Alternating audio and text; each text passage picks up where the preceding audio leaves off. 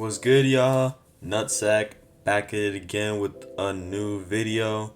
And today we're gonna be looking at UFC wins that aged well for fighters. So basically, what this means, it means basically that someone got a win back in the day against a fighter who wasn't really, and the win wasn't really look like as good as it was back when they did beat them.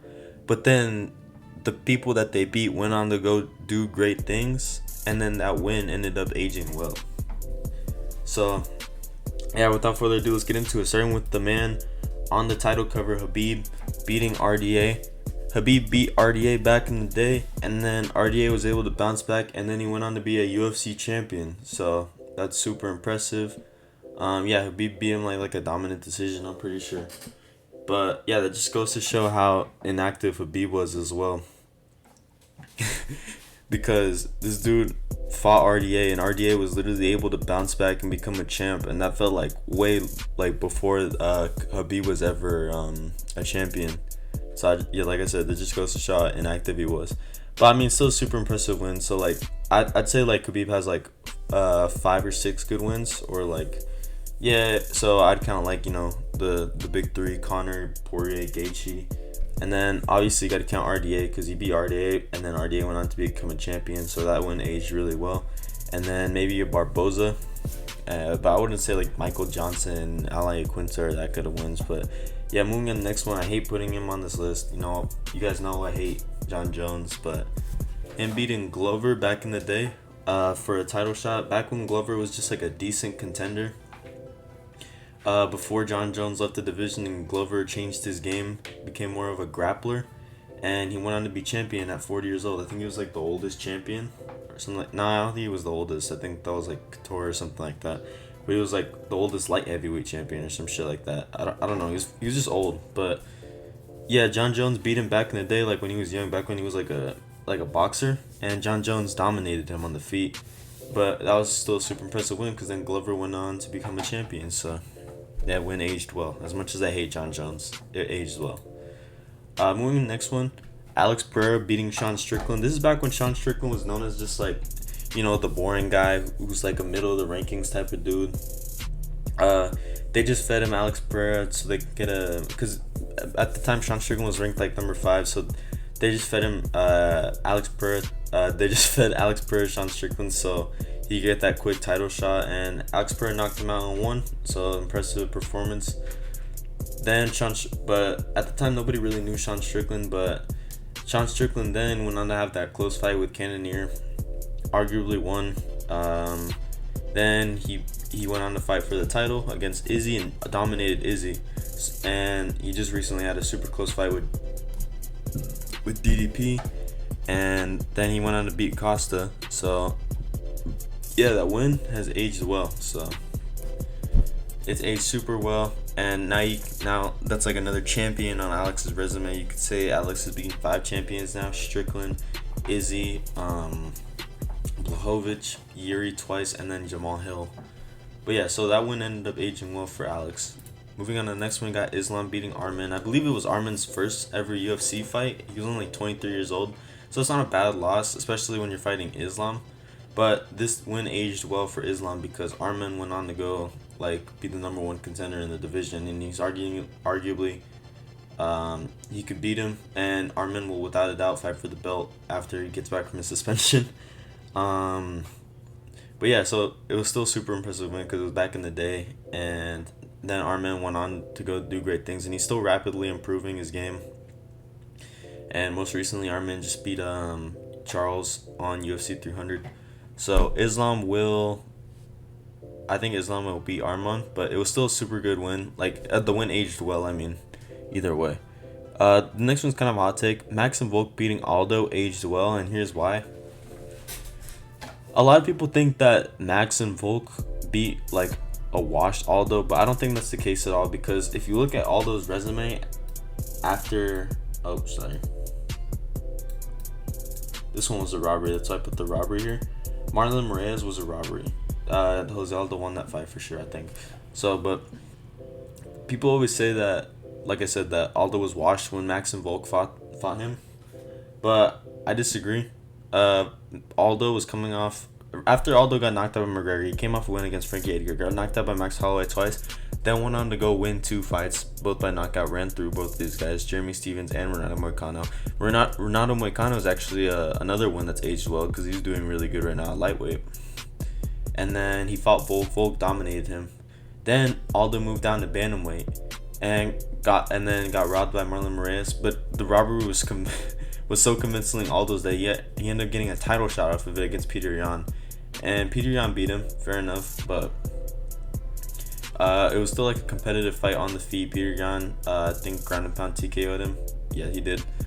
But then Aldo went on to go beat have really good wins against 3 like top 10 guys in the bantamweight division, and then he went on to lose to Merab, and that loss has aged well because Merab's been dominating everyone, including Peter Yan. And then recently he just came back and just beat like this dark horse contender Jonathan Martinez. So it's still he's still good. So either way, Max and Volk beating Aldo is still great wins for their resume. And the next one is kind of similar. Conor and Dustin beating Max back when Max was like before his prime. This is like when Max was like 22, I think. So like back when he was in his dad's balls still type shit. But Conor and Dustin beat Max. Dustin beat Max in the first fight of his UFC career, I believe. And he's the only guy to ever finish Max in the UFC. He submitted him. And Conor beat Max as well with he mixed in the grappling a little bit. And I think Max beats both of them right now. I know Dustin did beat Max a while back, but you gotta take into account that Max was moving up a weight class and it was on short notice. So Max and it was still a competitive fight, and I think Max took 2 rounds off of him. So I think Max with a full camp and a full bulk like he did against Gaethje, he would beat Dustin in my opinion. And then that went aged well for Conor as well because both these guys beat Max. And then I think Max lost to one other dude, Dennis Bermudez, but like he's not that good anymore, so I didn't really put him on this list. But yeah. Those wins ended up aging well because then Max went on to become a featherweight champion, and then went on to have like the resume that he has right now. So it's still a super impressive win to have back in the day. Moving on, we got Max beating Charles. This fight ended in an injury back at featherweight, back when Charles was a featherweight. This is before he went up to lightweight and then had the crazy win streak and then became a champion. Max did beat Charles. Like I said, it was an injury loss, so maybe it's not that impressive a win, but I think Max did cause the injury, if I'm not mistaken. But yeah, super impressive win that was aging well because Charles went on to move up to lightweight and then do great things. So now Max has Charles on his resume. Moving on to the next one, we got Wonderboy beating Whitaker. This is back when Whitaker was a welterweight. Wonderboy knocked out Whitaker, which is impressive and goes to show how good of a striker Wonderboy is. Then Whitaker moved up to middleweight, went on the dominant run that he's been going on, and beat Yoel twice, arguably, and then arguably beat Izzy the second time. He did get knocked out by Izzy, but Whitaker has one of the best resumes at middleweight, and he's one of the middleweight goats. He's top 3 in my opinion, right after Adesanya and Anderson Silva. So Wonderboy beating him like back in the day, when he was at welterweight, was a super impressive win to have. So yeah, that is what it is. Moving on to the next one, we got Figgy beating Pantoja. This is before Pantoja became a champion. A lot of people forget about this actually. But yeah, Figgy, he fought Pantoja and he actually kind of dominated him a little bit. And super good win because it aged well. Pantoja went on to beat Moreno to become the champion. And another example showing that MMA math doesn't work because Pantoja is beating Moreno, Moreno's beating Figgy, and Figgy beat Pantoja. So there you go. But yeah, still super impressive win. People forget about this, but Pantoja would not be above Figgy on the flyweight GOAT list. It would be Figgy after DJ, and then you could put Pantoja over Cejudo maybe, or you could put Cejudo over Pantoja. Maybe I'll put Pantoja over Cejudo, but Figgy definitely is second, the second greatest flyweight in my opinion because of his resume, including a Pantoja win, which is super impressive. And a guy like Moreno doesn't have it. So moving on to the last one. This might be a little confusing. So Izzy beating Alex, in my opinion, was a win that aged well for Izzy because, so how do I explain this? So I know Alex at the time he was a champion, but the win was still impressive because, you know, Alex at middleweight was chinny. So, fuck, sorry I'm stuttering on my words, guys. Izzy beating Alex was impressive because Alex went on to go do great things and is on the run that he is now at light heavyweight. So that just makes Izzy's win is getting better and better because Alex is getting better and better. You know, Alex most recently just dominated Yuri.